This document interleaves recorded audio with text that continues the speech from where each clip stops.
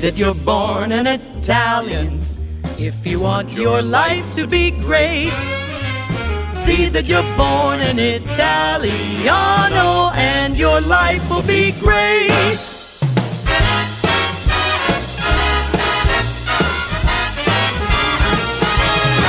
How about some Donadell? That's a nice.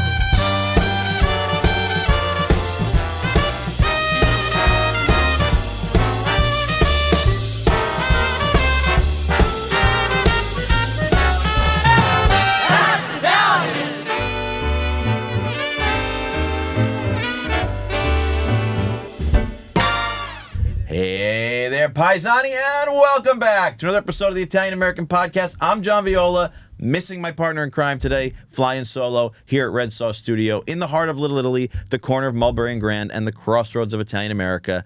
We have a wonderful episode for you today, a conversation that I think is going to go in a lot of different directions. We will be missing Pat, but maybe not. We may have some tangents of our own here because off mic, I have been talking to Francesca of Franny Loves Food, all about our shared values, our lives lived up in Westchester, New York, and some of the things we look for in our Italian American life. So, Francesca, welcome to the Italian American Podcast. Hi, thank you. Thank you for having me. Very happy to have you here. This has been a nice circumstance that we got to run into each other at the Italian Absolutely. Welfare League. And you've got this project. People used to say blog, but now it's a platform, right? Right. Franny Loves Well, Food. several. Talk about a little bit about what you're doing. Well, I started out on TikTok as just sort of a pandemic thing. So a lot of people did that. So my daughter said, "You're cooking so much, you should do videos." And I'm like, "No, TikTok isn't for me. It's for kids doing lip syncing and dancing." And I had no idea that there was a whole something called Food Talk, which people watch, and people have millions of followers. So I said, "Okay, I'll post a video just to test it out."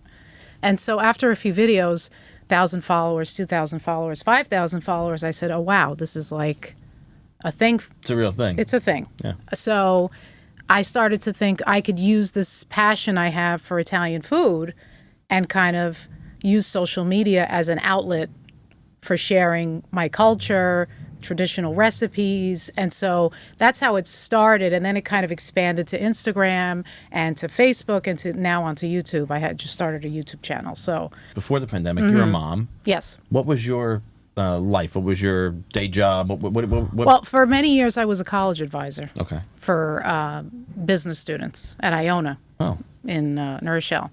So then I decided to stay home and stay with my kids. And that's really when the journey started. It was way before I started posting on social media.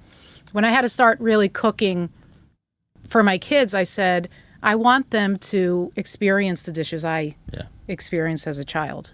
And the only way to do that was to sit with my mom and my nonna and learn all the dishes exactly the way they made them. No shortcuts, everything from scratch. So that's when it started. And I really got into the whole, I want the whole process. I want to see you make the pasta. I want to see you soak the beans to make the pasta fagioli. I want to see you do all those things. So it started many years before that. And by the time I started posting, I had already been cooking all these traditional dishes, mostly Neapolitan, but other things as well, for many years. So that's basically how I started into the cooking thing. I did not enjoy cooking as a young person. A lot of people say, "Oh, you must have been cooking since you were a child." Not true. That's a big assumption that people have, is like you can't get into cooking late, or if you get into cooking late, you're not going to be able to manage a traditional, but the truth of the matter is, no, like you said, you can sit down and make a point. The whole point of my channel is never too late. Yeah. To start tradition, to start being interested in your traditional foods, your culture. So for me, it was my children that made that real for me. Yeah. So as a child, I watched. That's important to me. I think watching your mom and your nonna cook these things and spend days just preparing things for their family with so much love. Yeah. I think that was an important intro to what I found more important later in life. Yeah, it's funny. I'm as the audience out there knows, I'm the holiday keeper in my family. I'm the recipe keeper. And I think that there's something about being present in like an audience almost when you see this stuff in your family, the ceremony around it. And we in my family, like on the holidays, because I do it with my brothers, my cousins, we've got it down to kind of a science now. And in some sense, you kind of miss the Fellini-esque cacophony. The chaos, exactly, of what's going on, because that's a part of it too, right? Who comes in the kitchen, who steals an ingredient, who's who yelling, wants to throw something in. Right. And it is interesting to kind of watch and then understand how attractive that is to the younger generation in particular. And I think when you're in it, you don't appreciate it. No, you can't, yeah. So as you get older and you have your own kids and you say, wow, I want that experience for them, you try to recreate it, which is what I'm trying to do. Yeah. So the Sunday dinners, we keep that. Yeah. All the meals I grew up during the week, the peasant meals, cucina povera, I cook those things for my children, and they have a really good palate. As a child, I hated certain things. I hated beans. I hated escarole. I hated all those traditional things. But my kids will eat it. Yeah, it's important. And I feel like I'm pretty proud of myself that I was able to introduce them to those foods and have them like it. Yeah. So that's basically the whole point of why I do what I do on social media. It's more to share that tradition and inspire people that you can do it. It's not as hard as you think. Yeah. I wasn't a chef. I'm not a trained chef. I wasn't much into cooking up until, later in my life. And yet I can make these delicious things and close my eyes and remember that time that my mother made that for me, that my grandmother made that for me. So you said you keep Sunday in your house. Yes. That's got to be increasingly hard. How old are your kids? Because that's a big thing. 15 and 12. That's got to be tough to keep everybody around the table on Sunday. Does it always happen at 2 or 3 o'clock? No. Sometimes it's at 5. Right. If they have a practice or they have a birthday party or whatever the case may be. So I try to keep it. Is it that chaotic aunts, uncles, and cousins all the time? No. But traditions evolve. Right. Right. Like I say all the time, there's an easy trap to fall into, which is I'm not going to do it because it's not exactly as it was when I was a kid. Right. But the bottom line is we can't lose sight of the sacred for the profane. The circumstances change. The peculiarities change. Life changes. Right. What's the sacred? What's the point of any of this, right? Sunday is not about eating exactly the time your grandfather wanted to eat or in the same basement, whatever. It's about being with your family. Right. And taking a time to reset before a week. Right. And I think that if you can keep that, there's a lot of benefits to that, I'm sure. I'm sure you see it with your kids. Right. I mean, what I found interesting is that if I don't do it, my kids are like, Mom, you didn't make sauce today? It's like far-fetched. Mm-hmm. And I'm like, Mom, I have to be out. I was out all day. I couldn't do it. So I feel like that's such a positive thing that I have trained them to expect it. That's wonderful. So, and they love it, and they tell their friends, no, I can't come over on a play date on the Sunday because we have dinner. That's it. It's dinner together. I know Dolores, one of our co-hosts here on the show, her and her family, and I don't know if they're still doing it. I got to ask her actually, but they found with all the different ages, because I mean, my godson Angelo's, they're 5, the baby's a year old. They're really kids. Her nieces and nephews are all out of college, so the family's so spread. Mm-hmm. They ended up doing it on like a Tuesday night, and that worked for them, and they were able to get everybody together. As long as it happens, as long as you're together, yeah. That's nice. I mean, I think that's absent in a lot of families now, and I think that's what resonates with a lot of the people that follow me. Yeah. It's that longing for that. It makes you happy to see it. Dishes you haven't seen your grandmother. A lot of things that I make, people haven't seen in a long time. Like what? And I shock them. Like the other day I posted friselle, which is the hard bread. Yeah. People are like, oh my God, my grandmother used to give that to me as an after-school snack. I didn't know you could make friselle. You can. I figured you just let bread go stale. See, that's the thing. Like I want to make traditional Italian food approachable. Yeah. Right? And it is. If I can make it, you can make it. Right. So what other kind of staples are you sharing with people that they haven't seen in a while? Escarole and beans. Yeah. I know. With social media, there's a lot of that now. There's a coming back to tradition wave happening now. There's a lot of people like me. Yeah. So I just try to share my family's version of those traditional dishes. So the homemade frisella usually blows people's minds. I mean, they're like, you make that at home? I'm like, my mother always made it at home. That's interesting. We never bought it. Oh, we always buy it. That's like I've never eaten Really? a frisella from the store. So what, you just like bake it extra hard? It literally takes all day. Yeah. And it's not, you see, that's the issue I think with some of my recipes is that people, it's just too much. Yeah. You don't have the time. You work full time. Sure. So you really have to dedicate some time. But I think they appreciate seeing that it's possible. Yeah. And maybe one day they'll try to do it. Yeah, why not? Right. That's what COVID showed a lot of people, right? These lockdowns, people, like my family, we were making bread every day. It wasn't, Right. like you get at the bakery, but we were making bread every day. We were doing these things Right. that used to be kind of shopped out.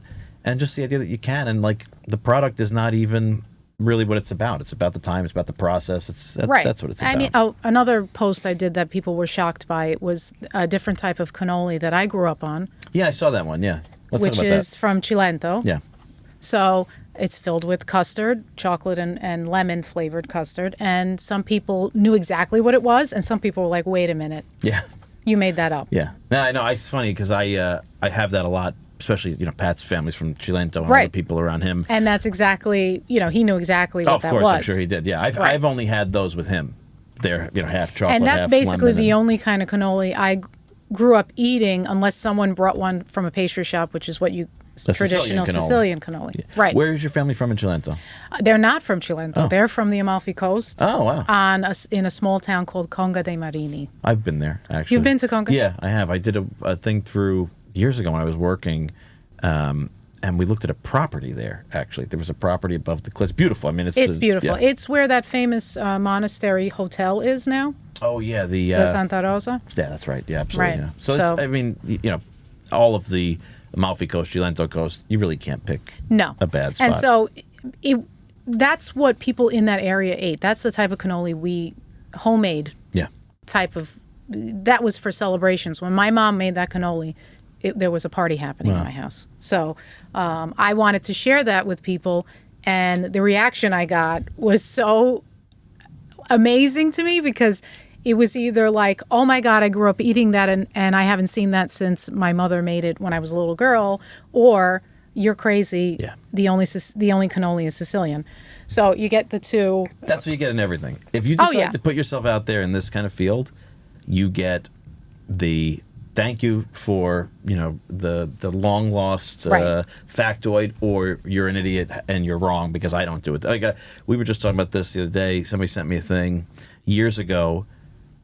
I was trying to recreate a sauce, tomato-based sauce, and it had been, everybody had given me like all these different things. It's got espresso in it, or it's got beef stock in it, or whatever. And eventually we found, through Pat and I experimenting, that the best way to replicate it was with dark chocolate. So we started doing research about Okay. this town in Italy where Like a chocolate, mole, like a Mexican. basically like a Mexican mole, and that's based on Naples and Sicily were part of the Spanish Empire for so long, right? So there was like 2 or 3 towns where this was a standard, Right. and their Sunday sauce was a piece of dark chocolate, and we did it online in a video. This is, I think, I was still at NIAF. We weren't in the podcast, and people, you would have thought they were going to rescind the vowel at the end of my name. Oh, and just my like, God. how dare you? You're a disgrace. This is disgusting. And sure enough, the other day, some Neapolitan food blogger showed it as like a secret trick. And I said, man, I wish I could go back and find that old post and just link it to every person who said I was, a disgrace. and all that. Anytime I take a play on an Italian dish, I get Yeah, so much flack for it. it's crazy. In particular from Italians, Italy Italians, not Italian Americans. Yeah. Italy Italians get very fired up seeing an American appropriate Yeah, their dishes. So, but what they don't understand is I identify as an Italian. of course. If someone were to ask me, what are you? I would say I'm Italian. Sure, of course. Of course, I am American. I was born in America, but my culture and the experiences I had growing up were all Italian. Yeah. I mean, I literally lived in a little Italian bubble. My parents are immigrants. They came over on a boat in 1968. So they only spoke Italian in the house. Yeah. It's Neapolitan, let me qualify. And I went to school not speaking much English Where did you grow up?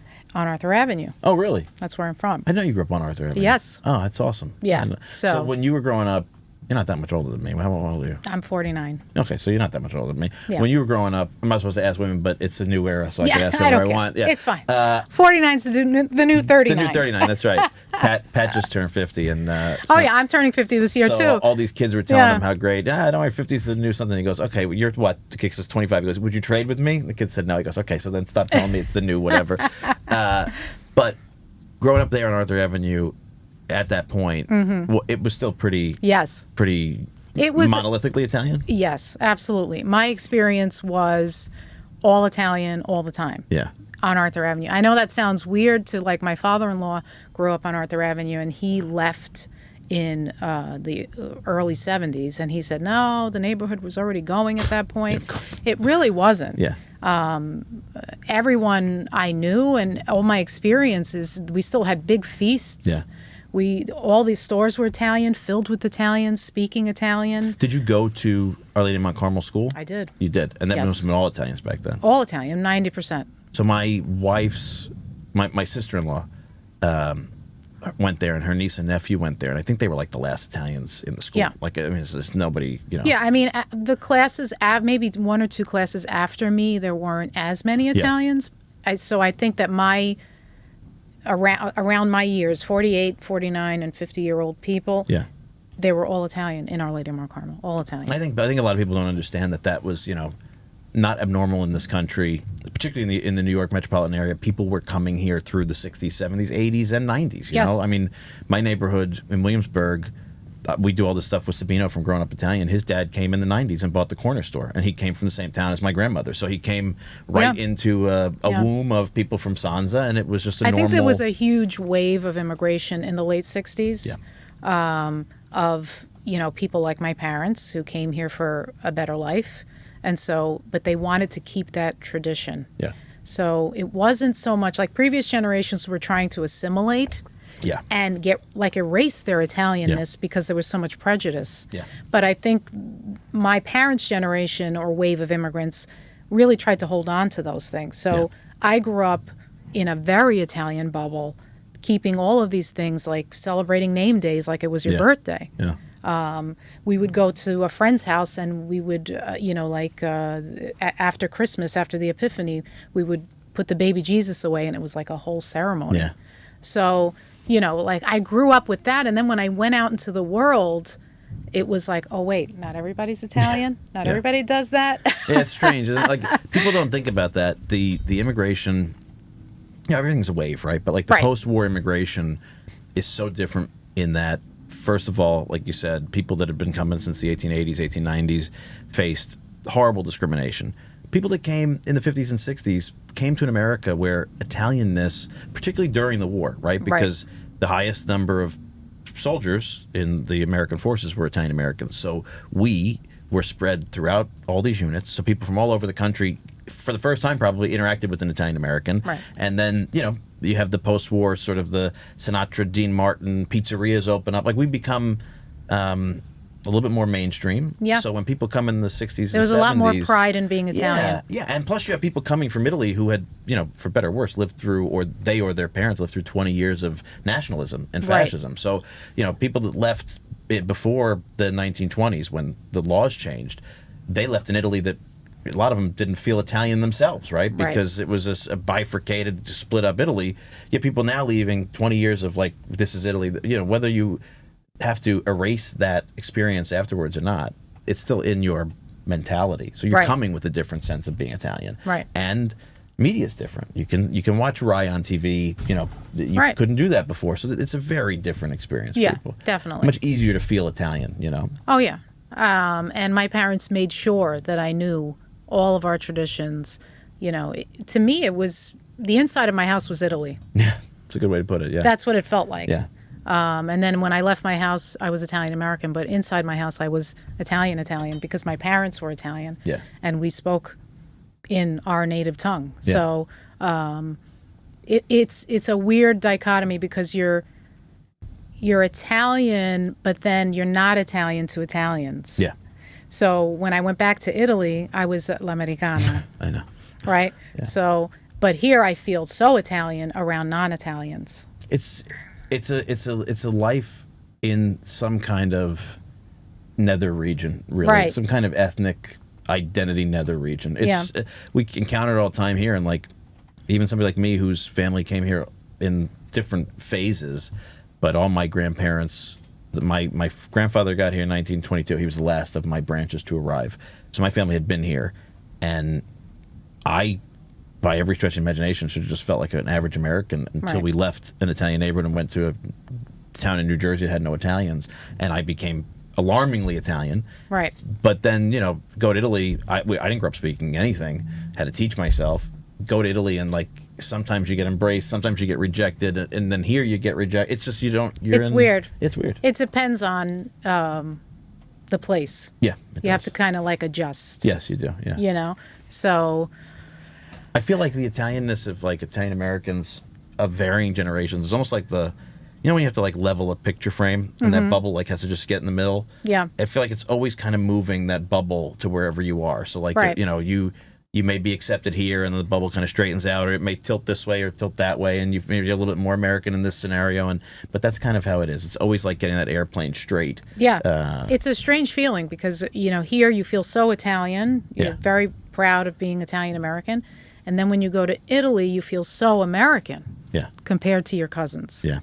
And, they can hear, like, even when you speak the dialect with them, they can hear your accent. Yeah.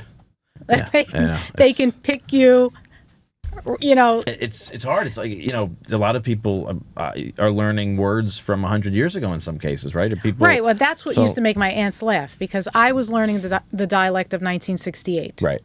Now, I went back to Italy as a child. I don't remember that. I was 5, but I went back as 16 and 19. And when I went back at 16, I was using words that they hadn't used for 30 years. Yeah. And I was making them laugh. They thought I was funny. Yeah. And I'm like, what's so funny? That's how I learned pronunciations from my grandparents. They were 100-year-old pronunciations. Right. And people would get family sometimes was a little easier, but people get the biggest kick out of it. Oh, yeah. And then sometimes I'd say words wrong because I learned them phonetically, and they would sort of give me even wrong in the dialect. They would give me like the etymology of these things and where they can. And it's fascinating to see what we're preserving here. Right. That, I read an article recently that apparently the term va bene or va bene, any of those truncated versions, is disappearing and being replaced by okay. So okay is like a normalism in the Italian language. That now. actually makes me sad. I mean, it was crazy to think because I remember being as a kid going there, and there was not really any English leaking into Italian even then, No. And now the world is just smaller. So well, yeah, just silly things like I was talking to my aunt and she was going to go jogging and they call it footing. It's strange. Yeah. They use like these English words. Yeah. It's weird. They've replaced Italian words with certain English words, and I don't know when to use an English word if they're going to understand it or not. I know. I tend to default to it and assume people will. Like, right. If I can't recall an Italian word or a dialect word or something, I will just drop the English in there and assume they're going to figure it out. And right. But I think about that all the time. Like, is my daughter going to go back in her 20s and say va bene, and somebody's going to go, oh, if you said va bene. That's funny. That's from 50 years ago. Wow, that'd be like unbelievable to think. But that's kind of where we're going. You know? And that's what everybody experiences. And, I mentioned my daughter. We were talking about kids before. You were saying, growing up, you went to Italian school on the weekends. On Saturdays. What was that like? It was chaotic, as many Italian things are. Yeah. It was fun. There was food. It was on Arthur Avenue? It was on Arthur Avenue. Yeah. I can't remember exactly where it was. Anna, do you remember where it was? It was in the basement of Lady Macomb. Oh, the basement of the church. Basement church makes sense. Right. Yeah. And who was our teacher? Okay. All right. So I don't remember the teacher. I don't remember what I learned. All I know is that it was all the other kids in the neighborhood, and it was fun. That's nice. I had a experience trying to send my daughter. We were talking off mic about trying to send my daughter to Italian school, and nowadays the only real opportunity you have is this Scuola d'Italia here in Manhattan, and then everything else is sort of trying to figure out where you can patch things together. And we're looking at like, can we make Italian play dates, and you get somebody to come? I really think there's such a huge population of Italians in Westchester that a lot of people would be interested. I think if we tried to try to bring that to Westchester, I think we'd get more interest than I've thought a lot about this. How do you do that? How do you encourage and identify the right people? When I was on the board of the Scuola d'Italia, I always advocated for something up in Westchester because, that's another thing too. Like, you look at the claims about the disintegration of Italian America, right? And these neighborhoods aren't the same. And it's like Arthur Avenue, right? Exactly. I spent 5 years living on Arthur Avenue. I've been going there for 25 years now. It's very different than when I got there. Oh, yes. But the suburbs in Westchester all around Arthur Avenue, I mean, I can't spit without hitting an Italian by my house. I mean, it's everywhere. There's clubs and restaurants and this and that. Well, that's where they all went. That's where they went, right? And like Chicago, all these neighborhoods in Chicago that are bursting with Italians. We didn't disappear, and we didn't say, like, we're not Italian. We just went to different places. Now we have to kind of acknowledge that we can create new institutions in the places that we are. Yes. Right? And that's what this is about. I think it's important. I think it's important for the future generations. I want my daughters to have access to that type of thing. Not just the language, everything. Yeah, everything. The tradition, the culture, just knowing what it is to be Italian. Yeah. I think it's important because you lose that as the generations go on. Like, my experience as a first generation Italian was different than my husband. My husband is a third generation Italian. Like me. Right. So you don't want to lose that through the generations. There's a lot of things that I did that he doesn't even know exist. Like what? They never celebrated name days. Mm-hmm. They never made wine. Yeah. They never made homemade sauce. That's deep cut stuff. That's the stuff that, really is kind of deep in the identity. Yeah, that's what I'm trying to do with my children. I want them to understand that those are traditions that need to be carried on. Yeah. And so even though their father didn't experience that, I did. Yeah. But my fear is that the first generation Italians are fewer and fewer and fewer. And so that's going to get lost in the generations. And that's part of why I do what I do on social media. That's the point of any of these things, right? Like, that's what I found in this platform for all these years now, is there may not be the numbers of first generation people who grew up, unable to separate themselves from these traditions, right? Like, it was your life. It was the cadence of your year. You did it, whether you liked it or not. You did it. You were labor, whatever. But there's a lot of people who've come sort of born again and returned to their Italianness, or are exploring it for the first time. And platforms like this, platforms like yours, they have to be there as resources. And frankly, like, sometimes we have to do even more of the kind of breaking it down. I'm talking about we here at the podcast. Like, we do a lot of stuff on jarring tomatoes and wine and this and that, but people ask us for like a really specific instructional. It is important because people want to do it, but it's first of all, fear. It's a health thing. When you're jarring sauce for a year, you don't want to have people get botulism. Yes, that's Pat's big concern. I know. That's very true. You really have to show them the step-by-step on how to do it safely. Yeah. People are scared. I've had people send me messages. I'm afraid to jar my own sauce because I don't know if it's going to last. I don't know if I'm going to make myself sick. I mean, it's not an unreasonable concern. Right. This is real stuff here. You can eat this stuff. I mean, and it's hard to do a video. I would have to get someone to film us. Yes. It's hard to do a video of the entire process. I try to do a brief one every year and give people the really important parts. But they still are really nervous. Yeah. And I get it. I was really nervous until my mom, we stopped doing it for a long time. My dad got sick and we were teenagers and we didn't want to do it. So we went a decade, maybe 15 years without making sauce. And then when I came to this kind of renaissance of wanting to explore, doing it myself, that's when I sat my mother down and I said, you need to teach me step by step how to do this so that when you're no longer here, I can teach this to my daughters. So, and I'm so glad she did, and it's so much time with her, and I love it. It's invaluable. It's invaluable. I love it. I always think that every time a holiday comes and people's lives are busy and who can help, but when I set out to learn this stuff with my grandmother when I was a teenager, I said right away, okay, you teach me and I'm going to teach my cousins and my brothers. And even though my brothers, who's here this year, who's busy or whatever, my cousins, but there's always one other person with me.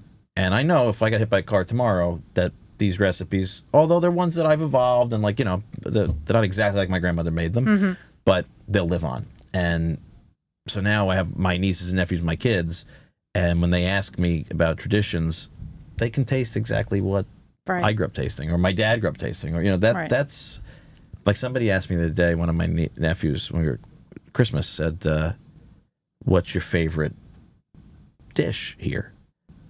And I said, I think it's the bacala salad because it's exactly as your great grandparents made it. So when you eat this, Yeah. you could be back in Italy. You know what I mean? Food is memories. One of the posts that I did was on handmade ricotta cavatelli, which my grandmother made.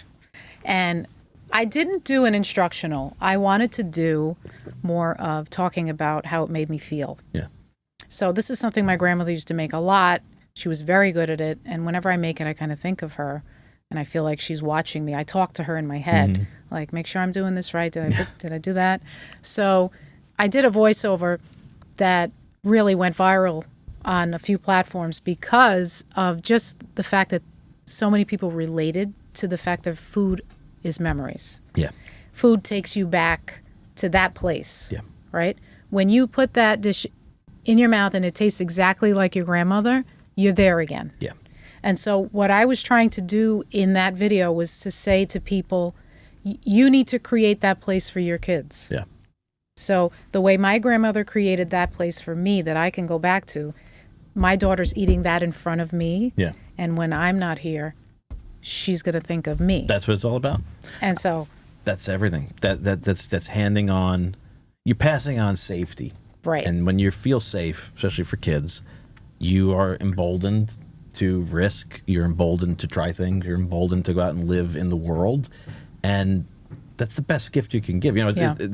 I always said at our youth event the other day, our Future Leaders event, I said more and more studies are being held that prove out that when you raise kids with an ethnic identity and around multiple generations of their family, they're far healthier psychologically, right? Yeah. They know who they are. We don't need that study. That's like No. our people do not need a piece of paper to tell us Right. that that's a better way to live. Right. And that's the magic of who we are to me. That's the great secret, is that like that's an underpinning of everything. Yeah. That if you do these kind of things, it's not just to be like things used to be. It's to give something to the next Yes. generation, strength, Absolutely. superpower. Yeah. And it was so important to me and my kids. I didn't appreciate it when it was happening, but I think my kids do Yeah. because I talk about it with them. Yeah. I go, you're going to do this one day. And this is important because of this, this, and this. That conversation never happened between my mom and I. Right. It was just understood. But I feel like I have that conversation with them because I need them to understand how important that is to me. Yeah. And how important it will be To them. even though they don't appreciate it. It's such right a different now. world, like in the old days, people just assumed, you had a daughter, she was going to do what her mother did. And like, Right. it was a responsibility. And, and now these kids have the world in front of them, Yeah. and it's very easy to, you don't want to limit their options, but It's you want them hard- to see it's the value hard. of these options. Because Italians are traditional. I grew up very traditional. A woman's role is a woman's role. But we're evolving. Sure.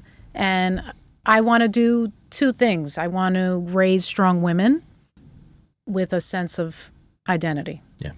So, it's a hard balance. Yeah. When you have this traditional, when you were raised a certain way and there's certain expectations of what a male does and what a female does.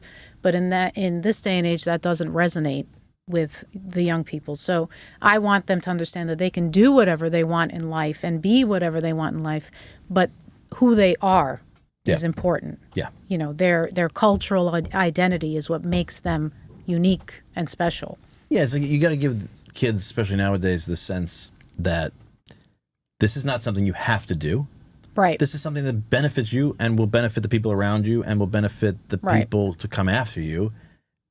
Belonging to something greater than yourself is a great asset in this world. And in order to belong to something greater than yourself, you have to know the manifestations of that something. Food, tradition, those are the manifestations of something much bigger than who we are.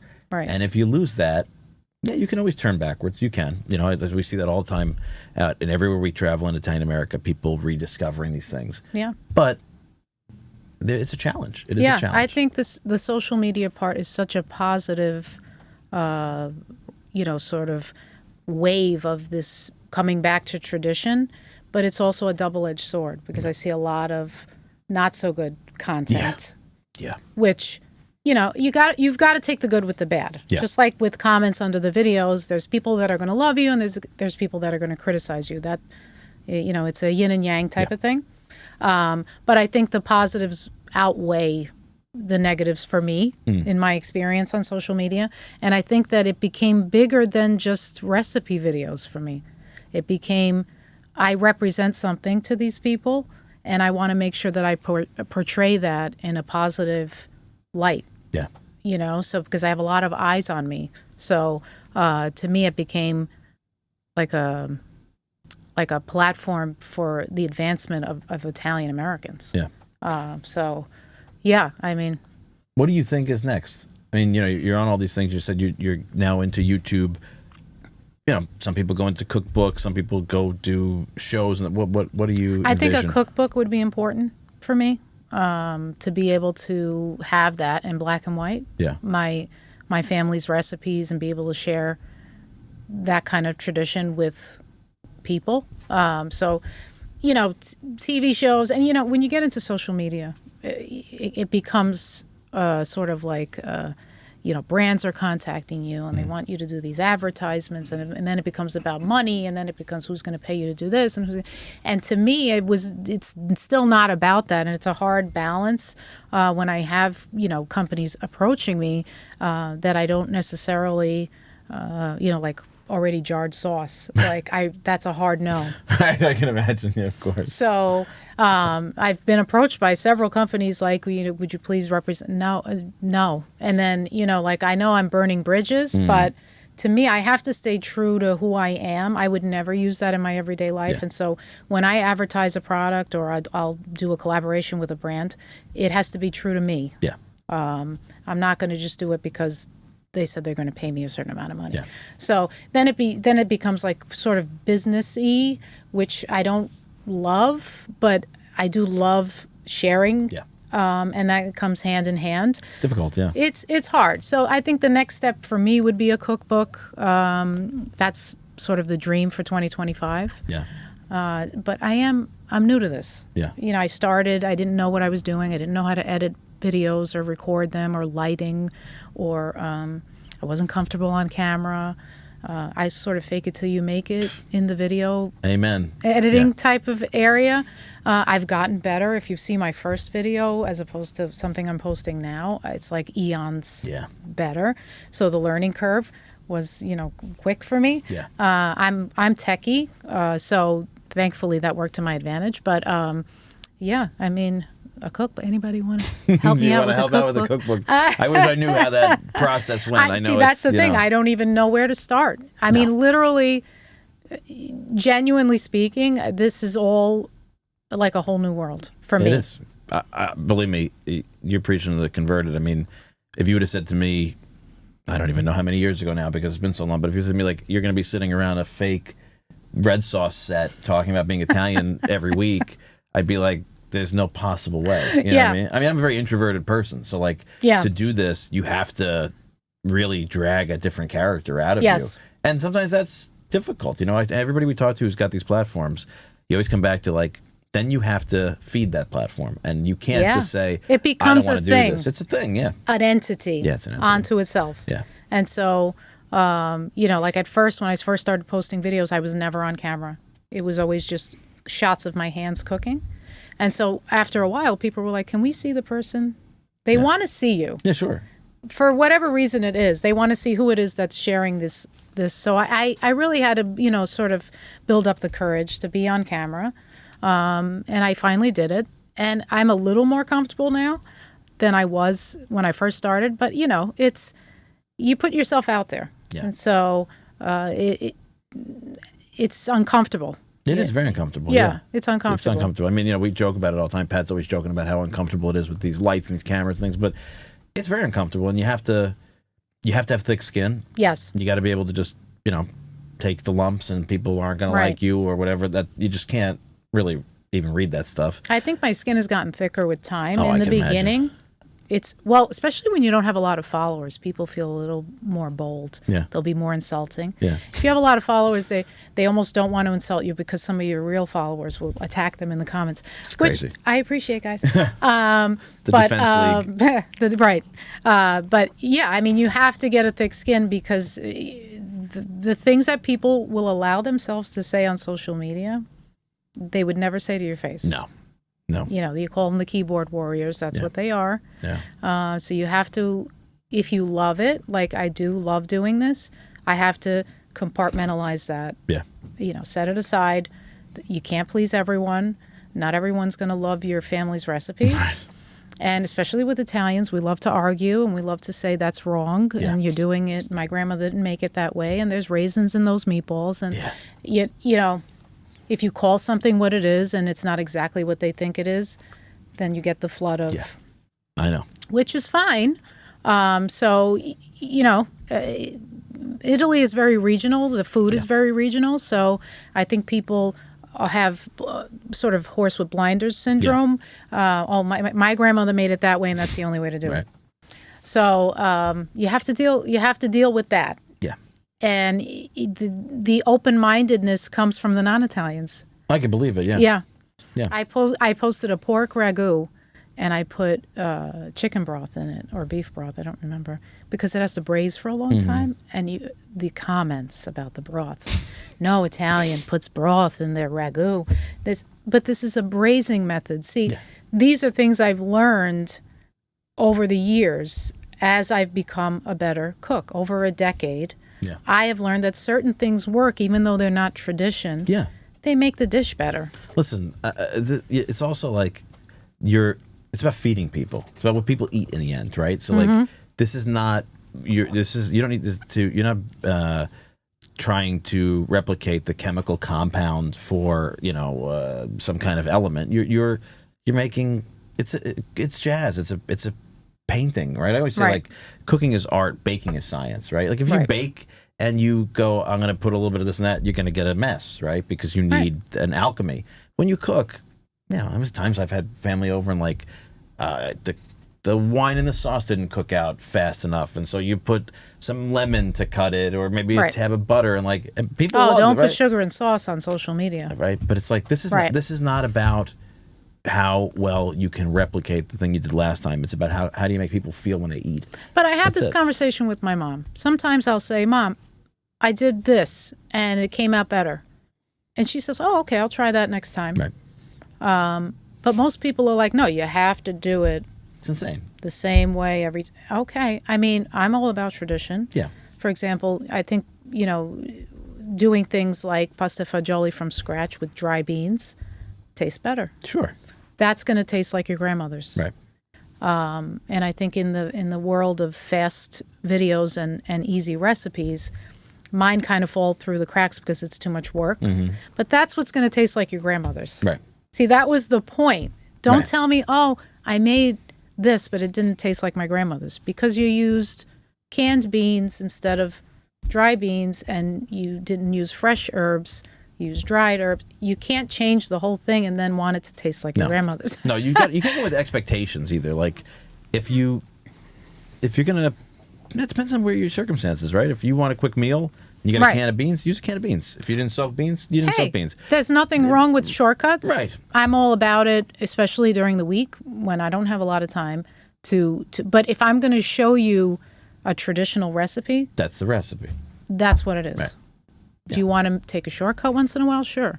You want to use canned beans? Yeah. Don't ever use jarred sauce. Right. I always said, in my opinion, if I were to use it, there are some sauces I've had, and I won't say them on here because I'm not giving away free advertising for them, but there's some where you're there's some are better than others. Like if you really get, I mean, look, everybody can agree, and they don't need the advertising. Rayo's has held up really well. People love that. I'm not a jarred sauce guy. Right. But if you want to mess around and doctor something and you're in a rush, like, okay, that doesn't work for everybody. What works for you? It's just about the reaction you get from the people you love. That's the key. Yeah. I mean, for me, making it myself is more satisfying and fresher. Yeah. But if you show up on social media and you use jarred sauce, you're going to get the people going, oh my God, what kind of Of course, Italian you're going to get destroyed. are you? Yeah. Then if you do everything from scratch, they're like, oh, that's too much work. Never So make you- everybody happy. No. So I've decided to do what I love, what tastes good to me, Yeah. and hopefully people love it or they don't. That's how Nothing- you have to nothing live. You can do. You can't. That's right. You got to just keep going. You got to keep trucking along. Yes, you You're have doing to this be with who people you you are. love. People can see when you're trying to be something that you're not. So Yeah. I'm going to show you how I cook in my everyday life. That's what people like. Will I do something elaborate once in a while? Sure. I mean, I love making bread. I make a lot of bread. Do people have time to do that? No. I make sourdough. That takes 2 days to make. That's not realistic. Yeah. It's something I enjoy. Some people want to learn it. Some people don't. That's why I opened up my YouTube channel, because I feel like the other platforms are too fast-paced. And sometimes I have a really complicated recipe that people want to learn. Yeah. So I have to show them the every step. So that's why I opened up the YouTube channel, not necessarily to have my own cooking show per se Right. on YouTube, which, I may do later on, depending on what happens with TikTok. Yeah. But it's for long form, complicated recipes for people that really want to learn, Yeah, like fair. friselle, like making pickled eggplant. Listen, Something that, is an involved process. It's not the best business model, but I feel it about this. I don't really look at our numbers anymore Right. because we're sustaining this through other businesses, and I really love the opportunity to come out here and have these conversations. And you may impact one person Right. in a really deep way. And we've gotten letters, especially during COVID, of people who lost family members or people who were contemplating, their own mortality. And then they find a platform like this and they start to listen every week and they feel buoyed by it. And like, that to me is, you got to be commercial, like you said. But at the same time, if you impact one person, Absolutely. it's just about love. The messages that I've screenshot, because they've brought tears to my Yeah. eyes, about people that have just made something that really meant something to them. Yeah. Something that they didn't know how to make, that their grandmother never wrote down. Yeah. Their mom has passed away. Like, that's the stuff. That's everything. That's it. Everything. There's plenty of recipes. I learned a lot from my grandmother, and my mom's mom. My grandmother's alive upstate, and I still learn a lot from her. But there's things I don't have, I never asked, or I never knew about, and like recreating those, it is an exercise in emotion, because you're trying, and when you figure it out, when that Yeah. clicks, it's like getting something back. Yeah. That's what it is. Yeah. So you're And giving back to a lot of people. So that's, Yeah, I'm trying. I really love connecting with people that it means something to. I think that's, to me, the whole reason I continue to do what I do, because it's hard to be on social media and deal with everything you have to deal with. But those messages keep me going, and I hope that one day I can put that love into a cookbook and have someone be able to hold on to and be able to carry those traditions with their own families. The way I'm trying to do with mine. So tell the audience out there how they can find you on all these social media platforms. I am on Facebook at Franny Loves Food, TikTok at Franny Loves Food, Instagram at Franny Loves Food. I've made it easy, and YouTube at Franny Loves Food. So those are all And the my website. platforms. And I have my website, FrannyLovesFood.com, which has every recipe I've ever posted. So I'm old-fashioned, so I always go to the web. I always find people through the website Yeah. before the social media handles. But most people are like, "What's your handle?" I'm like, I don't know what my handle is half the time. I kept it simple for people, like the same name, so they can find me everywhere. Yeah, It's just easier that way. And my website's the same name, so makes it a lot easier. You know. Yeah. So if you're out there and you're in the hunt for something and you're looking for answers, or just want to connect to a platform and a person who genuinely loves what they do, Franny Loves Food, it is out there for you on all of those platforms. And I know I'm going to be experimenting with these Celentani cannolis coming up, because that's something I like to learn, different regional things, and I can do it with you. So thank you very much for absolutely. coming out. Thank you Much for having me. I appreciated. appreciate it. Yeah, come back anytime. Here at the corner of Mulberry and Grand, the heart of Little Italy, where all these traditions stay for you, out there for you in Italian America, able to access when you need them. Thanks for listening, and we'll see you next week. See that you're born in Italian. If you want your life to be great, See that you're born an Italiano and your life will be great. See that you're born an Italiano